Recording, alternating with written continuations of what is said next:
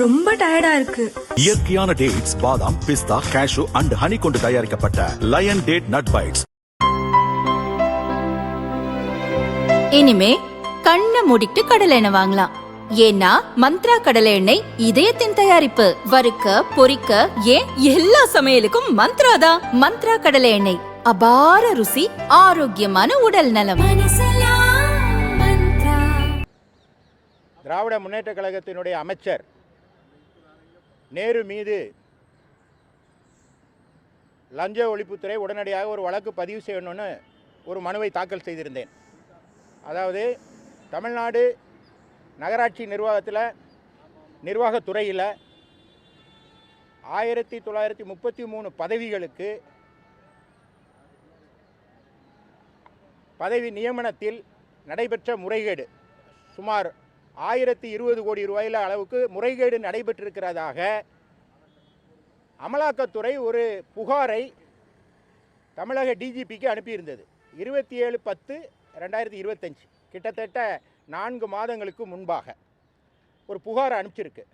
அதாவது PMLA act, Nehru வீட்டில் ride நடத்தும் போது இந்த ஆதாரங்கள் கிடைத்தது அப்படின்னு ஒரு கடிதத்தை அதில் கிடைத்த ஆதாரங்களை தேர்தல் டிஜிபிக்கு அனுப்பியிருந்தது அமலாக்கத்துறை. பிஎம்எல்ஏ ஆக்டுன்னு இருக்குது.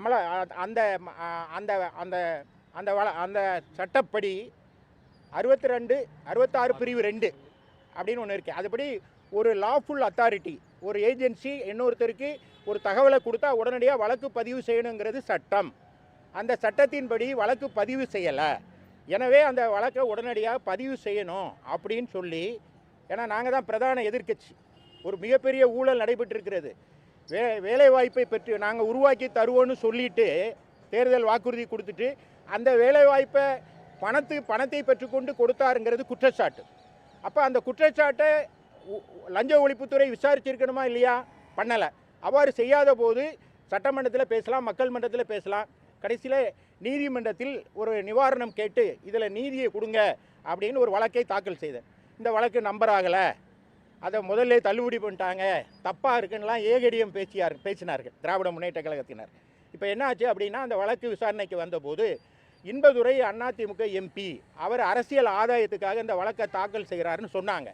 ஆனால் நீதிமன்றம் என்ன சொல்லுச்சுன்னா, இந்த வழக்கு விசாரணையின் போது ஒரு தனி மனிதன் நீதிமன்றத்துக்கு வர முடியாத சூழ்நிலை நிலவுகிற ஒரு மாநிலத்தில் அப்புறம் எதிர்க்கட்சியை தவிர ஒரு எம்பியை தவிர வேறு யார் தாக்கல் செய்ய முடியும்? எனவே அந்த விஷயத்தை விட்டுருங்க, இதில் இருக்கிற மெரிட்டை சொல்லுங்கன்னொன்னே தமிழக அரசு தலைமை வழக்கறிஞர் நாங்கள் இதில் பிரிமினரி என்கொயரி, அதாவது முதற்கட்ட விசாரணை நடத்தி வருகிறோம்னு, நான் வழக்கு போட்ட பிறகு தான் முதல்கட்ட விசாரணையே ஆரம்பமாச்சு அப்படின்னு சொன்னாங்க.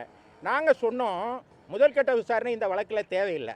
ஏன்னா பிரிமினரி என்கொயரிக்கு 180 days, அதுக்குள்ளே குற்றவாளியெல்லாம் வெளிநாட்டுக்கு தப்பிச்சு போயிடுவான், ஆதாரங்கள்லாம் அழிச்சிருவாங்க.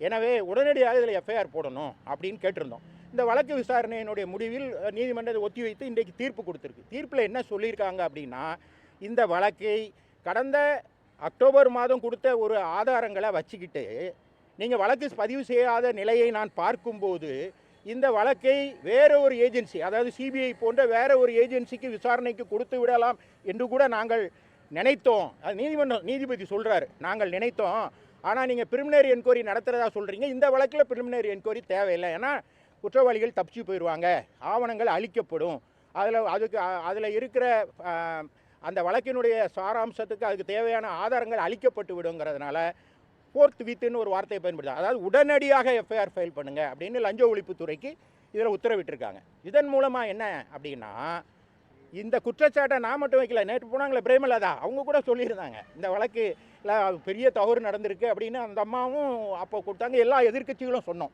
இப்போ நீதிமன்றத்துக்கு வந்து தான் இதை நீதியை தேட வேண்டியிருக்கு.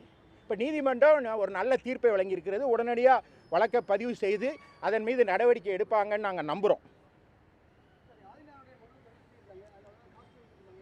இல்லை, ஆதிநாராயணன் வழக்குக்கு எங்களுக்கு சம்மந்தம் இல்லை, அது மதுரையில் ஃபைல் பண்ணப்பட்டது. அந்த வழக்கை பற்றி அதுக்குள்ளே நம்ம ஏன் பேசணும்? அதுக்கு எங்கள் வழக்குக்கு சம்மந்தம் இல்லை. எங்கள் வழக்குங்கிறது இதில் ஒரு லாஃபுல் அத்தாரிட்டி, அதாவது இடி ரைடு பண்ணி அவர் அமைச்சர் நேரு வீட்டில் ரைடு பண்ணும்போது சில ஆவணங்களை கைப்பற்றுறாங்க.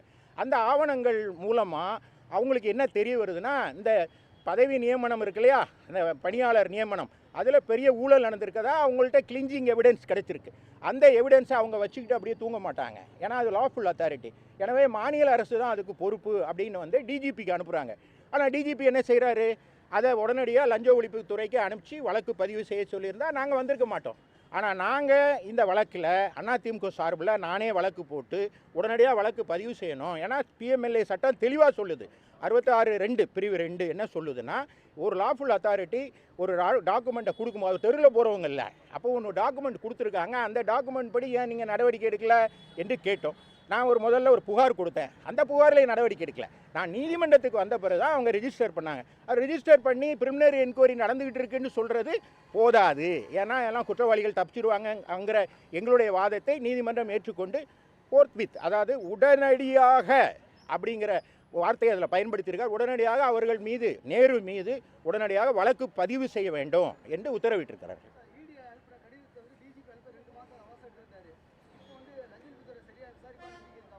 இல்லை, அதை தான் நீதிபதியை சொல்லியிருக்காரு. அவர் சொல்லியிருக்காரு, நீங்கள் இவ்வளோ நாள் வைத்து கொண்டு இருந்ததனால் உங்கள் மீது, அதாவது தமிழ்நாடு போலீஸ் மீது எனக்கு நம்பிக்கை இல்லை, நான் அதை வேறு ஏஜென்ட், ரொம்ப கேவலங்க, ஒரு அரசாங்கத்துக்கு இதை விட கேவலம் வேண்டாம், நான் வேறு ஏஜென்சிக்கு கொடுத்துடலாம் அப்படின்னு நாங்கள் நினச்சோம். ஆனால் நீங்கள் பிரிமினரி என்கொயரி நடத்தி கொண்டு இருப்பதனால் நான் அதை ஏற்றுக்கொண்டு, ஆனால் பிரிமினரி என்கொயரி இந்த வழக்கிற்கு தேவையில்லை, அதனால் உடனடியாக எஃப்ஐஆர் போடுங்க அப்படின்னு சொல்கிறேன் என்று சொல்லிவிட்டார். இப்போது அதிமுக மந்திரி வீட்டில் ரைடு நடத்துகிறீங்க, எப்போ எஃப்ஐஆர் போடுவீங்க?